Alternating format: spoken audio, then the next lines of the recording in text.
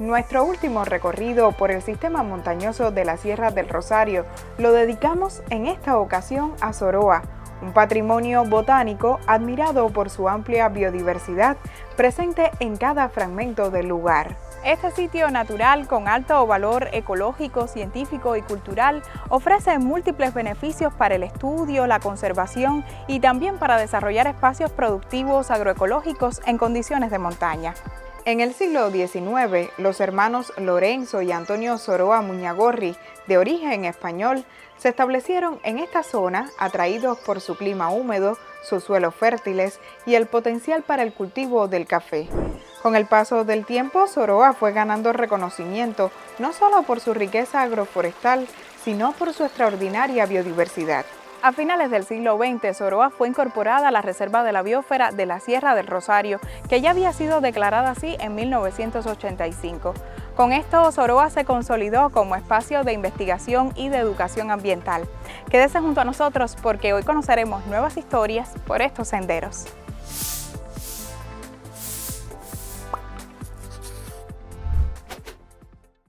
Entre las montañas y ríos de Soroa, nuestra primera parada es en un sitio muy peculiar, un orquidiario único de su tipo en Cuba, con múltiples especies y ubicado a más de 200 metros sobre el nivel del mar, en los límites de la Sierra del Rosario.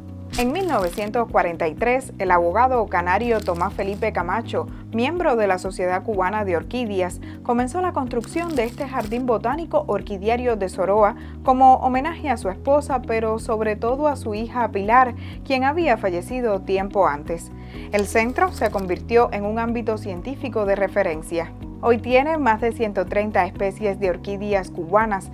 Estas autóctonas forman parte de una colección mucho más amplia que incluye gran cantidad de especies de diferentes partes del mundo. Es un lugar que geográficamente tiene bondades para el cultivo de orquídeas. Tenemos una altura sobre el nivel del mar que sobrepasan los 200 metros. Las lluvias se comportan favorablemente, al igual que la temperatura y la humedad, para el cultivo de estas bellas plantas que además en ocasiones se hace difícil cultivar porque tiene requerimientos de intensidad luminosa, de temperatura, de humedad, y no todas las especies se logran adaptar al ambiente que acá tenemos.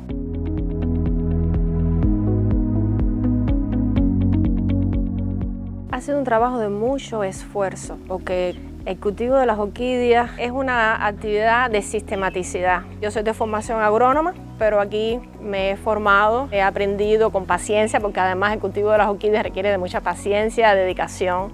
Llevo 25 años trabajando acá en el jardín y ha significado mucho. Yo digo que uno viene acá al jardín y viene con preocupaciones y ya solamente de entrar es mágico realmente, que me invita a dar lo mejor de sí como profesional, como persona y sobre todo contribuir a la conservación de las orquídeas y otras especies ornamentales que se encuentran en el jardín.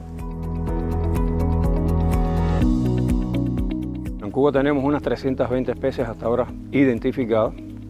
De vez en cuando aparece algo nuevo. Tenemos un 33% de orquídeas endémicas y bueno, la zona más rica en orquídeas en Cuba es la zona oriental, porque la Sierra Maestra permite altitudes donde pueden vivir orquídeas que no pudieran vivir cerca del nivel del mar. Esta también es una zona muy rica, esa es la cordillera de Guaniguanico, que tiene Sierra de Rosario y Sierra de los Órganos. En cuanto a la parte de los peligros que enfrentan, primero la depredación desmedida, porque la gente va al bosque y se lleva lo que ven. Segundo, el cambio climático, específicamente los eventos atmosféricos severos como los huracanes, afectan muchísimo. Hemos tenido ejemplos de orquídeas que han perdido el 60% de todos los individuos. Se han quedado solamente de cada 100, 40 individuos. Sin embargo, la naturaleza sabe. Después, al pasar los años, hemos visto cómo se han ido recuperando y allí las tenemos. Llevamos 20 años, que son estudios que prácticamente en el mundo no existen porque tienes que hacerlo en un área protegida. Cuando pasa un huracán, quien más sufre es el polinizador porque son insectos básicamente, no tienen cómo defenderse de un huracán. Y entonces, si no hay polinizador, que casi siempre son abejas o mariposas, entonces la planta no puede producir semillas y hay como un estancamiento. Tenemos una planta de una de las especies que se llama Enciclia bocourti. Bocourti porque fue descrita por mí y en honor a Bocour, el director del jardín, porque se estila que cuando aparece una especie nueva, tú se la puedes dedicar a alguien o al sitio donde está. No es ponerle cualquier nombre, hay reglas de nomenclatura que tienes que seguir y como era hecho tanto por las orquídeas, pues bueno, una especie que es endémica de Guanacavive, endémica de Cuba, se la dedicamos a él, es de apellido Bocourti. Precisamente José Lázaro Bocourt es director en la actualidad de este orquidiario, pero comenzó muy joven aquí como jardinero. Desde entonces se ha convertido en un ejemplo de superación constante hasta el punto de contar con todos sus conocimientos plasmados en arte. Comencé con 17 años de jardinero, para mí una edad muy joven, es decir, uno lo comprende en la medida que va transitando en el tiempo y vas madurando. Siempre me acompañó la habilidad para dibujar. Esas habilidades como que se combinaron quizás el conocimiento ese del campo, del guajirito que creció en la montaña y creció con esa necesidad de comprender el mundo que los rodeaba, las plantas, las flores, los animales. Y bueno, así comenzó entonces mi historia de jardinero ilustrador. A la par también me superaba.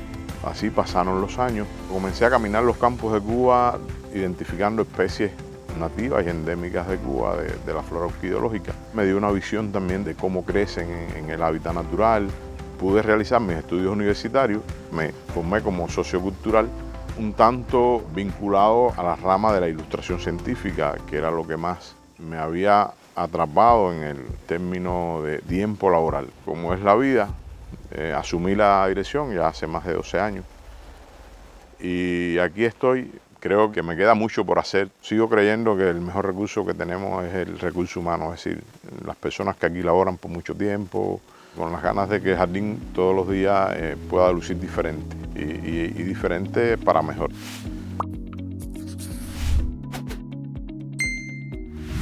Este jardín es mucho más que un símbolo de esparcimiento para los amantes de la naturaleza y para quienes disfrutan de un lugar siempre verde. Es también una entidad de ciencia, tecnología e innovación perteneciente a la educación superior cubana que ha propiciado el intercambio de saberes entre productores y especialistas de la zona. De ahí que la Universidad de Artemisa sea hoy un vínculo indispensable para espacios como este jardín y otros entornos agroproductivos en la zona. La Universidad de Artemisa Julio Díaz González es una institución de educación superior que gestiona los procesos universitarios, docencia, investigación y extensión a partir de la articulación, no solamente entre las facultades, sino también con el resto de los organismos e instituciones del territorio. Ciertamente ha habido un grupo de prioridades establecidas por la propia universidad. Nosotros trabajamos en la universidad como concepción estratégica por línea de investigación. Nuestra primera línea de investigación tiene que ver con la gestión para el tema de la producción de alimentos. Evidentemente, esto es un tema que es transversal para toda la provincia, pero que alcanza un matiz muy importante en el contexto de la Reserva de la Biosfera Sierra de Rosario. La participación de los estudiantes va más allá de venir a hacer una práctica, sino también de poder aprender en el propio contexto de la Reserva de la Biosfera cómo se gestiona, sobre todo la educación ambiental, los elementos de manejo que tienen que ver con la Facultad de Ciencias Agropecuarias, Técnicas y Económicas, que es a la cual nosotros pertenecemos. Evidentemente, trabajar en la Reserva de la Biosfera Sierra de Rosario ha sido todo un reto, no solamente para garantizar los niveles de producción. Hay todo un saber que aquí se conserva, que aquí se mantiene, que tiene que ver con el conocimiento tradicional de nuestros campesinos, que es un elemento importante para el desarrollo de la ciencia, la tecnología y la innovación. La universidad no pretende transformar el medio productivo sin antes conocer qué sabe el campesino, cómo aplica las técnicas y cómo logra la transformación. Creo que es el primer elemento. Hay que explicar que como parte de ese reto que tenemos en la universidad, tenemos la concepción de la ciencia a partir de proyectos de investigación. Ciertamente hemos presentado el propio Centro de Estudios y Servicios Ambientales un proyecto que tiene que ver con educación ambiental y manejo agroecológico. En este minuto estamos en el proceso de sensibilización porque no basta con generar el proyecto, no basta con tener las acciones y resultados, sino también nosotros poder desde la visión incorporar a las personas, que el campesino sepa, que el productor sepa qué estamos haciendo, cómo lo estamos haciendo y cuáles son los principales resultados. Los escenarios productivos son diferentes y por tanto estamos buscando patrones culturales, patrones de conservación a partir del conocimiento que tienen los productores, los campesinos, para ver entonces los patrones que rijan precisamente los niveles de producción que en esta finca se alcanzan. De igual modo, el Centro de Estudios y Servicios Ambientales de la provincia ha mantenido una estrecha relación no solo con la propia universidad, sino también con el Jardín Botánico por sus características y con otros ecosistemas de la región que requieren esfuerzos cotidianos en favor de la conservación sostenible. Soroa es una de las comunidades de las tantas que tenemos aquí en la Reserva de la Biosfera y es una comunidad con la que hace muchísimos años venimos trabajando. Por supuesto, como Centro de Estudios Ambientales tenemos la tarea de asesorar todas estas acciones que se desarrollan en el área en esta temática. El Orquidiario de Soroa, que es una de las instituciones insignias que tenemos aquí dentro del área, que pertenece a la joven Universidad de Artemisa, y hoy nosotros tenemos vínculos muy estrechos de investigación y de colaboración con esta área. Tenemos unidades silvícolas, la unidad silvícola de Candelaria, que se encuentra en esa zona como zona productiva. Tenemos vínculos también de trabajo, sobre todo en la temática de agrobiodiversidad. Nosotros trabajamos con muchos campesinos, con muchos productores de esa zona, sobre todo en la conservación, en la preservación de lo que tenemos hoy en la montaña, que son productos que no lo vemos en otros lugares, que es una agricultura de subsistencia, es una agricultura de secano, es decir, esa sapiencia popular, esa sapiencia desde el punto de vista tradicional a lo que llama la agroecología, como uno de sus principios, de lo que la propia naturaleza les pueda dar.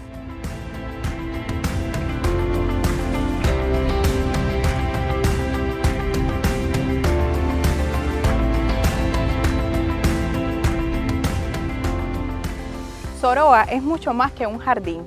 Es un aula abierta, un espacio donde se prioriza la biodiversidad por los que conviven aquí junto a la producción agroecológica.